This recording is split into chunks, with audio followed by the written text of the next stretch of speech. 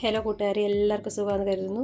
ഇന്ന് നമുക്ക് ബീഫ് മോമോസ് ഉണ്ടാക്കാം കേട്ടോ. ബീഫ് മോമോസ് ഉണ്ടാക്കാനായിട്ടുള്ള ചേരുവകൾ എന്തൊക്കെയാണെന്ന് നമുക്ക് നോക്കാം. ഇവിടെ ഞാൻ എടുത്തിരിക്കുന്നത് 400 ഗ്രാം ബീഫാണ് എടുത്തിരിക്കുന്നത്, മിൻസ്ഡ് ബീഫ്. അതിൽ ചേർക്കാനുള്ളത് 2 ചോപ്ഡ് ഓണിയനാണ് കേട്ടോ, 2 ചോപ്ഡ് ഓണിയൻ. പിന്നെ ഇത് ginger garlic paste, spring onion, coriander leaf, soya sauce, പാകത്തിനുള്ള ഉപ്പ്. ഓക്കെ, അപ്പോൾ ഇതിൻ്റെ അകത്തോട്ട് നമ്മൾ ചോപ്പ് ചെയ്തിരിക്കുന്ന ഓണിയൻ ഇടുന്നു. ജിഞ്ചർ ഗാർലിക് പേസ്റ്റ് ഇടുവാണ്. പിന്നെ നമ്മൾ കട്ട് ചെയ്ത് വെച്ചിരിക്കുന്ന സ്പ്രിംഗ് ഓണിയന്, പിന്നെ കൊറിയാണ്ടർ ലീഫ്, പിന്നെ സോയാ സോസ് വയ്ക്കുവാണ്. അതിന് ഈ ഒരു സ്പൂൺ മതി. പിന്നെ പാകത്തിന് ഉപ്പ്. ഇനി ഇതെല്ലാം കൂടെ നമുക്ക് നന്നായിട്ട് മിക്സ് ചെയ്ത് വെക്കാം.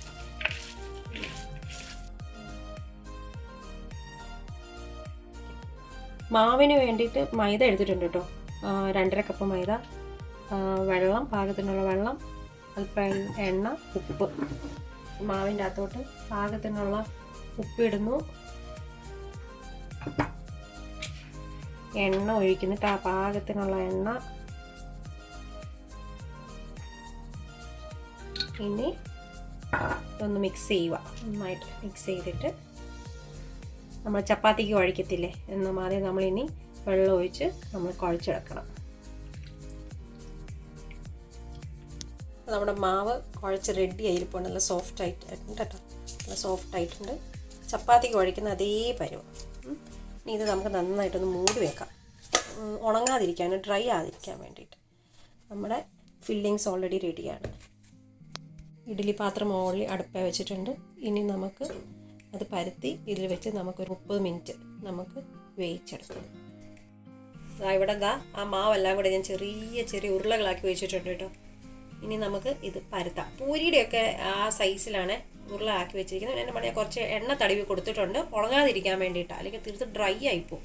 അല്ല പിന്നെ എന്താ ചെയ്യുന്നത് വെച്ചാൽ ഇതെല്ലാം കൂടെ വെച്ചിട്ട് ഒന്ന് കവർ ചെയ്ത് വെക്കുക, ഡാം പോലത്തിൽ കവർ ചെയ്ത് വെക്കുക. അപ്പോൾ ഞാൻ എണ്ണ തടവി വെച്ചിട്ടുണ്ട്. ഇനി നമുക്ക് പൂരി വരുത്തുന്ന പോലെ ഒന്ന് പരത്തി എടുക്കാം. അതിന് ചപ്പാത്തി പള്ളി ഇപ്പം എല്ലാവരും പൂരി പ്രസ് ഉണ്ടല്ലോ, ആ പൂരി പ്രസ് ആണെങ്കിലും എളുപ്പമാണ്. ഇല്ലാത്തവർക്ക് ഇതുപോലെ ചപ്പാത്തി കല്ലയിൽ ഇതുപോലെ നമുക്കൊന്ന് പരത്തിയെടുക്കാം.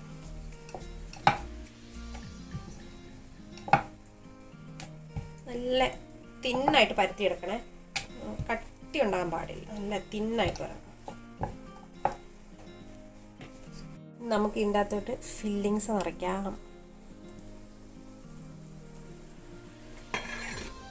ഇനി നമുക്ക് ഫോൾഡ് ചെയ്തെടുക്കാം ഉള്ളിലേക്ക്.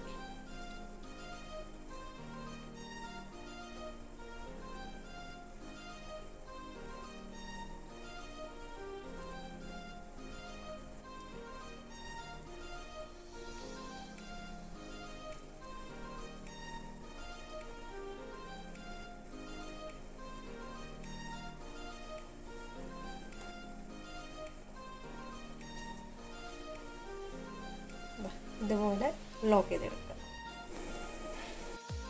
മോമോസൊക്കെ ഇതവിടെ ബാക്കിയുള്ള പരത്തി ആവി കയറ്റാൻ വെച്ചിട്ടുണ്ട് കേട്ടോ. പിന്നെ ഇതിൻ്റെ ഷേപ്പ് ഓരോരുത്തരും ഇഷ്ടം കേട്ടോ, എങ്ങനെ കൊടുക്കാം. ഞാൻ ഇങ്ങനെയാണ് ആക്കി എടുത്തിരിക്കുന്നത്. ഓരോ ഷേപ്പ് നമുക്കിഷ്ടമുള്ള ഷേപ്പ് കൊടുക്കാം അതിൻ്റെ. അപ്പം എനിക്ക് കുറച്ചുകൂടി ഈസി ഇതായിട്ട് എനിക്ക് തോന്നിയത്. ഓക്കെ, ഇനി നമുക്കൊരു 30 മിനിറ്റ് നമുക്കിങ്ങനെ ആവിയിൽ വേവിച്ചെടുക്കാം. മോമോസ് റെഡി കേട്ടോ, റെഡി ടു ഈറ്റ്. വളരെ ടേസ്റ്റാണ്. ഞാൻ മോമോസ് ട്രൈ ചെയ്യാൻ പോകട്ടോ. ഇത് നമ്മുടെ മുളക് ചട്നിയും കൂട്ടി ഞാൻ കഴിക്കാൻ പോവാണ്.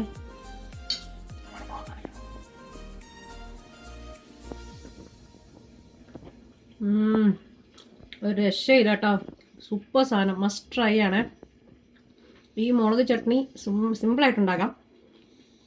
അല്പം മുളക്, ഉപ്പ്, വിനാഗിരി, പാകത്തിനുള്ള എണ്ണ, ഞാൻ ഒലീവ് എണ്ണയാണ് എടുത്ത്, മിക്സ് ചെയ്യുക, ഇത് കൂട്ടി കഴിക്കാം.